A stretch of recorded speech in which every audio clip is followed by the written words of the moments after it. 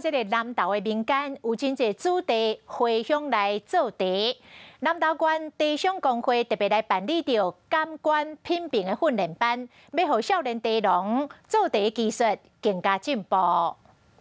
南投县茶商工会办理感官技术训练班，透过训练味觉，让回乡的少年人有正确的食茶基础来考相关的证照。这些年轻人，他们来上课完了之后呢，他们以后出去跟人家所谓的说茶，或是从事茶的行业里面，他会说得很清楚。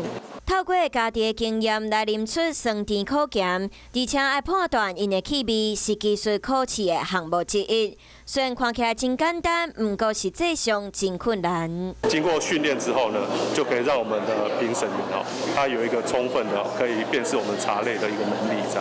南投县茶商工会办理各种课程来辅导茶农，嘛希望让更多少年人回乡来为茶产业尽一份心力。有事没事赶紧转开华视，还没有订阅华视的 YouTube 频道吗？赶紧按赞、订阅、开启小铃铛，我们华视 YouTube 见。